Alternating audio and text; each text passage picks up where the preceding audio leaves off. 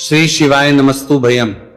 दोस्तों, जैसा कि आप सभी लोग जानते हैं कि 24 मार्च 2026 यानी मंगलवार को पड़ रही है चैत्र मास की नवरात्रि षष्ठी तिथि। और दोस्तों, ये वह तिथि है जो चैत्र मास में पड़ने वाली सबसे बड़ी तिथि है, क्योंकि ये मंगलवार के दिन पड़ रही है और इसका बहुत ही बड़ा और विशेष महत्व होता है। पूज्य गुरु जी ने कहा है कि अगर कभी भी मौका लग जाए और चैत्र महीने की षष्ठी तिथि मंगलवार को पड़ जाए तो आप लोगों को एक छुटकी काला तिल वाला उपाय तो अवश्य ही करना चाहिए। इन दोनों का संयोग बहुत ही कम आता है। इसी के साथ में गुरुजी ने अपनी शिव पुराण कथा में बताया है कि इस दिन आपको एक छुटकी काला तिल वाला उपाय तो आपको अवश्य ही करना चाहिए, क्योंकि ऐसा दिन पूरे साल में सिर्फ एक ही बार आता है। और दोस्तों, आप सभी लोग जानते हो कि मंगलवार षष्ठी तिथि का अगर सबसे बड़ा कोई उपाय है तो वह एक छुटकी काला तिल वाला उपाय है। तो दोस्तों, मंगलवार षष्ठी तिथि के दिन आप लोगों को इस एक छुटकी काला तिल वाला उपाय को जरूर करना है। बहुत सारे लोग होंगे जिन लोगों ने इस उपाय को ना किया हो, मतलब पूरा साल निकल गया, उन्होंने किसी भी दिन इस छुटकी काला तिल वाला उपाय को ना किया हो। पर दोस्तों, आपके पास एक आखिरी मौका बचा हुआ है, जो कि 24 मार्च मंगलवार षष्ठी तिथि के दिन है। इस दिन आप लोगों को इस वाले उपाय को जरूर कर लेना है। भले ही आपने पूरे महीने भर इस उपाय को ना किया हो, पर अगर आपने इस महीने के मंगलवार षष्ठी तिथि के दिन अगर इस वाले उपाय को कर लिया तो आपको इस उपाय को करने का वह फल मिलेगा जिसकी आपने कभी कल्पना भी नहीं करी होगी। इसीलिए आप लोग इस वाले उपाय को एक बार जरूर कर लेना है, ताकि आप लोगों के हाथ से यह मौका ना जा सके और आपको इस उपाय को करने का फल मिल सके। दोस्तों, यह उपाय पंडित जी ने अपनी अभी की ही श्री शिव महापुराण की कथा में बताया है। उपाय को आज हम आपको बहुत अच्छे से समझाने वाले हैं। इस वीडियो को देखने के बाद इस उपाय को समझने के लिए आपको कोई और वीडियो को देखने की जरूरत नहीं पड़ेगी। तो चलिए दोस्तों, उपाय को शुरू करते हैं। देखिए, यह इस चैत्र महीने के मंगलवार षष्ठी तिथि के दिन यह इतना खास होता है, इतना महत्वपूर्ण होता है, देखा गया है। कभी कभी बड़े बड़े पूजा पाठ अनुष्ठान से जो मनोकामना पूर्ण नहीं होते, वह चैत्र महीने की मंगलवार षष्ठी तिथि के दिन एक छोटे से उपाय करने से ही आपकी मनोकामना पूर्ण हो है। और बहुत सारे लोगों ने इस उपाय को किया भी है और उनको इस उपाय को करने का फल भी जरूर मिला है। अगर आप लोग भी इस उपाय को करना चाहते हैं तो आप इस उपाय को पहले अच्छे से समझ लेना, सुन लेना, उसके बाद करना, आपको इस उपाय का फल जरूर मिलेगा। और इस उपाय को कर लेने से आपके घर में चाहे किसी भी प्रकार की दोहक और समस्या क्यों ना चल रही हो, आपको उसका कारण भी नहीं पता है कि भाई ये समस्या किस कारण से चल रही, उसका कुछ भी कारण हो सकता है, जैसे पितृदोष हो सकता है या किसी भी तरह का मंगल दोष भी हो सकता है। तो इस दिन आप लोगों को ये वाला उपाय कर लेना है। ये एक ऐसा उपाय है जिस उपाय को अगर किसी विशेष दिन पर किया जाए तो भाई उस विशेष दिन का जो है वह तो हमें मिलता ही मिलता है, पर हमने उस दिन पर इस उपाय को किया है तो हमें उससे भी बड़ा फल मिलता है, और फल बहुत जल्दी मिलता है, क्योंकि आप इस उपाय को बहुत ही बड़े और विशेष दिन पर रहे हो। तो चलिए अब उपाय के बारे में बात करते हैं, लेकिन उससे पहले आप लोगों को यह जानना आवश्यक है कि आखिर यह उपाय किस समय करना है, किसको करना है और कैसे करना है। तो चलिए हम आगे आपको वीडियो में एक एक करके बता देते हैं। लेकिन उससे पहले अगर आप लोग हमारे चैनल पर पहली बार आए हैं या फिर मेरी आवाज आज पहली बार सुन रहे हैं तो हमारे चैनल वास्तविक जानकारी को सब्सक्राइब जरूर कर लेना, और इस वीडियो को लाइक करके कमेंट बॉक्स में श्री शिवाय नमस्तु भयम ओम नमः शिवाय जरूर टाइप कर देना। तो दोस्तों, इस एक छुटकी काला तिल वाला उपाय को हमें इस मंगलवार षष्ठी तिथि के दिन कैसे करना है, किसको करना है, किस समय करना है और कहां पर करना है, ये सारे सवालों के जवाब आपको इस वीडियो में मिल जाएंगे। और जो ये वीडियो देखेगा भाई, उसको एक छुटकी काला तिल वाला उपाय जरूर करना चाहिए, क्योंकि इस दिन काला तिल का भी बहुत ही बड़ा और विशेष महत्व होता है।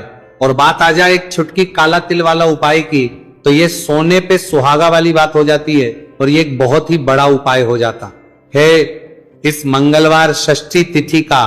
तो अब दोस्तों, इस एक छुटकी काला तिल वाला उपाय को आखिर करना किसको है, सबसे पहले हम लोग वो बात जान लेते हैं। तो देखो, घर की जो बड़ी माताएं बहनें होती हैं, उन माताओं बहनों में से कोई भी एक बड़ी माता बहन इस वाले उपाय को कर सकती है। और दोस्तों, अगर आप तो अपने घर में से सभी सदस्यों को भी इस उपाय को करवा सकते हैं। अगर किसी व्यक्ति की खुद की कोई मनोकामना है, खुद की कोई दुख और परेशानी है जो कि वो अपने लिए ही करना चाहता है इस वाले उपाय को, तो वे खुद अपने लिए भी कर सकता है। बाकी अगर कोई घर में से ऐसा है जो कि अपने पूरे घर परिवार की सुख और शांति के लिए ये वाला उपाय करना चाहता है तो भाई वो भी कर सकता है, उसमें भी कोई दिक्कत वाली बात नहीं है। कहने का मतलब है कि इस उपाय को हर एक सदस्य भी कर सकता है और पूरे घर परिवार के सदस्य के लिए घर की बड़ी माताओं बहनों में से कोई एक माता बहन भी कर सकती है।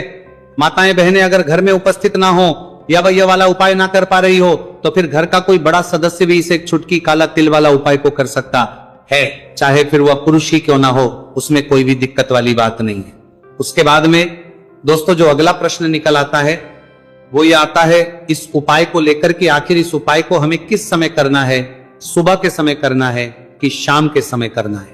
तो देखो इस वाले उपाय को आप लोग सुबह के समय भी कर सकते हो और शाम के समय प्रदोष काल में भी कर सकते हो। अब अगर आप पूछो कि भाई सबसे उत्तम समय कौन सा रहेगा इस एक छुटकी काला तिल वाला उपाय को करने का, तो हम आपसे बस यही कहेंगे कि इस उपाय को आप सुबह के समय करेंगे तो ज्यादा बेहतर होगा।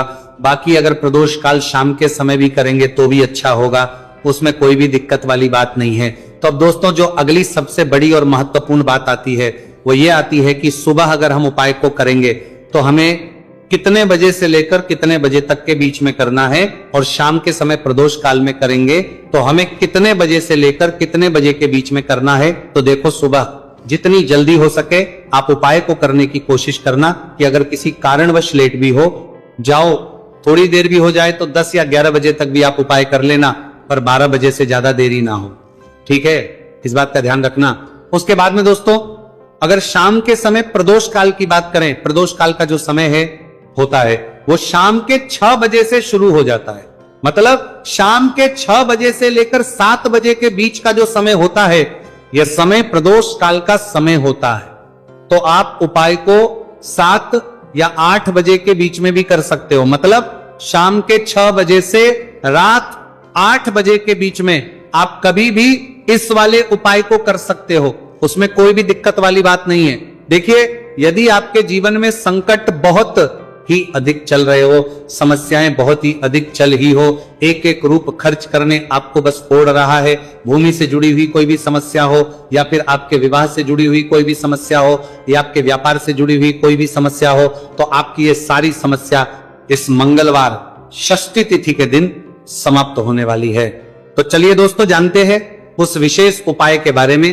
देखिए इस वीडियो में हम पूज्य गुरु जी द्वारा बताए गए 3 बहुत ही चमत्कारिक उपायों के बारे में जानेंगे। देखिए यह जो उपाय है आपके जीवन से दुर्भाग्य का तो अंत करेंगे ही, साथ ही साथ यदि आपके जीवन में धन की समस्या चल रही है तो वह सभी भी आपकी समाप्त हो जाएंगी। देखिए गुरुजी ने बताया है कि जब भी मंगलवार षष्ठी तिथि का दिन पड़े तो हमें कर्ज मुक्ति के लिए कुछ उपाय करने चाहिए, इसी के साथ हमें धन प्राप्ति, भूमि से जुड़े कार्यों और विवाह के लिए भी उपाय करने चाहिए। तो चलिए दोस्तों जानते हैं गुरुजी द्वारा बताए गए सबसे पहले उपाय के बारे में। देखिए यह उपाय विशेषकर उन लोगों को करना है जिनकी भूमि से जुड़ी कोई भी समस्या चल रही हो, यानी कि उनकी भी जमीन से जुड़ी हुई समस्या चल रही है, यानी कि जो लोग मकान खरीदना चाहते हैं या फिर उनका खेत से जुड़ा कोई भी केस चल रहा है, या फिर जिनके भी विवाह में विलंब हो रहा है, या फिर जिन भी लोगों के जीवन में कर्ज बहुत ही अधिक बढ़ने लगा है, कर्ज जो है वह चुका नहीं पा रहे हैं, तो गुरुजी ने कहा है कि ऐसे लोगों को यह उपाय करना चाहिए। देखिए इस उपाय के लिए आपको थोड़े से काले तिल ले लेने हैं। देख आपको मात्र एक चुटकी काले तिल ले लेने हैं, इसी के साथ में आपको थोड़ा सा शहद ले लेना है, फिर सबसे अंत में आपको एक लोटा शुद्ध जल ले लेना है। तांबे के पात्र के अंदर आपको अपने घर से शुद्ध जल ले लेना है और इन सभी सामग्रियों को आपको लेकर के पहुंच जाना है भगवान शिव के मंदिर में। देखिए पूज्य गुरुजी ने बताया है कि इस उपाय को आप सुबह से लेकर के शाम तक किसी भी समय में कर सकते हैं। देखिए मंदिर पहुंचने के आप जो काले तिल लेकर के गए थे उनमें आपको थोड़ा सा शहद लगा लेना है। देखिए आप जो शहद लेकर के आए हैं उस शहद में आपको ये काले तिल अच्छे से डुबो देना है और शहद से युक्त ये जो काले तिल हैं इन्हें आपको शिवलिंग पर अर्पित कर देने हैं, या फिर आपको शिवलिंग के चारों तरफ अच्छे से काले तिल का लेपन कर देना है। पूज्य गुरुजी ने बताया है कि लेपन करते समय यदि आपके जीवन में कर्ज से जुड़ी समस्याएं चल रही हैं, लेपन करते समय आपको आर्यन मुक्तेश्वर महादेव का स्मरण करना है, या फिर आपके जीवन में विवाह से संबंधित या फिर जमीन से संबंधित कोई भी समस्या चल रही है तो फिर आपको मंगलेश्वर महादेव का स्मरण करना है। इसके बाद जो आप जल लेकर के आए हैं उसे आपको धीरे धीरे शिवलिंग पर अर्पित कर देना है तथा आपको लगातार शिव महापुराण के मूल मंत्र श्री शिवाय नमस्तु भयम इस मंत्र का जाप करते रहना है।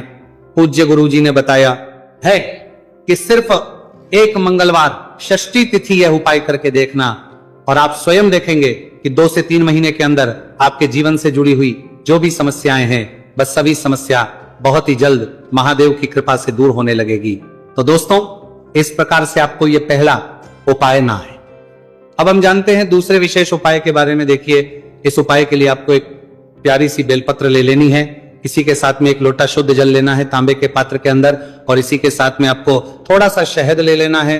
देखिए, मंगलवार का दिन है और मंगलवार षष्ठी तिथि के दिन यदि हम शहद का उपाय करते हैं तो इससे महादेव हमसे बहुत ही अधिक प्रसन्न होकर के हमारी मनोकामना को परिपूर्ण करते हैं। देखिए दोस्तों, यदि आपको बेलपत्र नहीं मिल पाती है तो आप भगवान शिव के शिवलिंग पर जो बेलपत्र छड़ी हुई होती है उसे शुद्ध जल से धो करके उसका उपयोग कर सकते हैं। तो इन सभी सामग्रियों को आपको भगवान शिव के मंदिर में लेकर के पहुंच जाना है। गुरुजी ने कहा है कि इस उपाय को भी आप सुबह से लेकर के शाम तक किसी भी समय में कर सकते हैं। देखिए, मंदिर पहुंचने के बाद आपके पास जो एक बेलपत्र है और बेलपत्र की जो सबसे बड़ी वाली पत्ती होती है और उसकी जो चिकनी साइड होती है उस पर आपको अच्छे से शहद का लेपन कर देना है। यानी कि बेलपत्र की बड़ी वाली पत्ती पर, पूरी ही पत्ती पर अच्छे से शहद लगा देना है। अब देखिए, ये जो बेलपत्र है इसे आपको अपने सीधे हाथ की हथेली पर रखना है और आपके जो भी कार्य अटक रहे हैं, देखिए बहुत से लोग ऐसे होते हैं जो अपने नौकरी को प्राप्त करने के लिए सालों से तैयारी करते हैं लेकिन उनको नौकरी नहीं प्राप्त हो पाती है। बहुत से ऐसे लोग होते हैं जो बहुत ही मेहनत करते हैं, धन भक्ति के लिए बहुत अधिक प्रयास करते हैं लेकिन फिर भी उनको धन प्राप्त नहीं हो पाता है। तो गुरुजी ने बताया है कि जब भी आपको अपने कार्यों में सफलता ना मिले तो फिर आपको मंगलवार के दिन इस उपाय को अवश्य करना चाहिए। देखिए, अब आपको जिस भी कार्य में सफलता प्राप्ति करनी है उस कार्य को सफल बनाने के लिए आपको महादेव से प्रार्थना कर लेनी है और फिर ये जो एक बेलपत्र है इसे आपको भगवान शिव के शिवलिंग पर अर्पित कर देनी है। देखिए, बेलपत्र की चिकनी साइड जिस पर आपने शहद लगाए हैं वह शिवलिंग से स्पर्श रहेगी और इसकी जो डंडी है वो आपको जलाधारी की ओर रखनी है।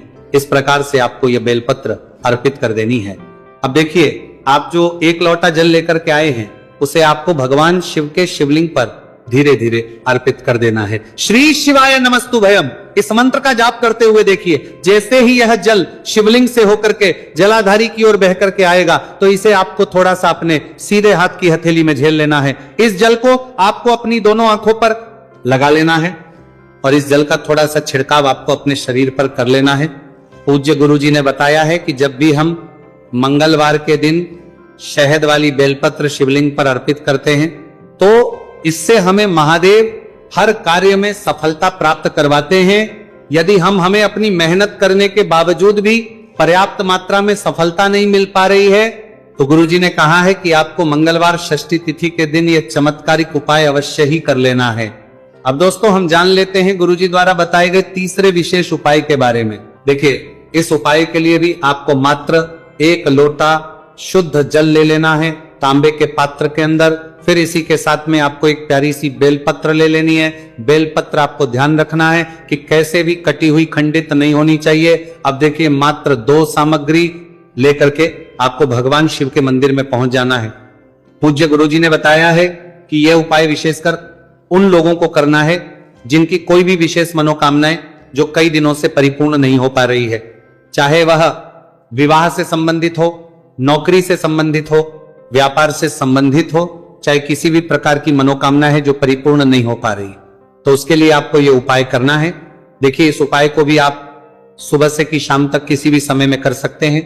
देखिए, मंदिर पहुंचने के बाद सबसे पहले तो आप बेलपत्र लेकर के आए हैं, उसे आपको अपने सीधे हाथ की हथेली पर रखना है और आपको महादेव से प्रार्थना करनी है कि हे मेरे महादेव, मेरी ये जो मनोकामनाएं बहुत दिनों से अधूरी हैं, मैंने कई प्रकार के उपाय कर लिए हैं, कई प्रकार के व्रत कर लिए हैं, लेकिन अभी तक मेरी मनोकामना परिपूर्ण नहीं हो पाई है। तो उस मनोकामना को परिपूर्ण करने के लिए प्रार्थना करनी है और ये एक बेलपत्र आपको शिवलिंग पर अर्पित कर देनी है।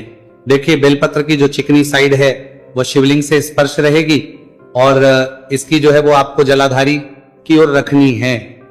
इस प्रकार से आपको ये बेलपत्र अर्पित कर देनी है, इसी प्रकार से आपको ये बेलपत्र अर्पित करनी है। अब देखिए, आप जो एक लोटा शुद्ध जल लेकर के आए हैं, इसे आपको धीरे धीरे शिवलिंग पर अर्पित कर देना है। इस मंत्र का जाप करते हुए देखिए, जल अर्पित करते हुए आपको कम से कम 11 बार श्री शिवाय नमस्तु भयम या फिर ओम नमः शिवाय इस मंत्र का जाप कर लेना है। पूज्य गुरु जी ने बताया है कि जो भी व्यक्ति 24 मार्च मंगलवार षष्ठी तिथि के दिन शिवलिंग के सामने इस उपाय को करता है तो उसकी जो भी मनोकामना है वह महादेव की कृपा से निश्चित ही परिपूर्ण हो जाती है। तो दोस्तों, यह थे पूज्य गुरु जी द्वारा बताए गए कुछ बहुत ही खास उपाय। अगर आपको जानकारी अच्छी लगी हो तो वीडियो लाइक करिएगा। मिलते हैं फिर एक नई वीडियो के साथ। श्री शिवाय नमस्तु भयम।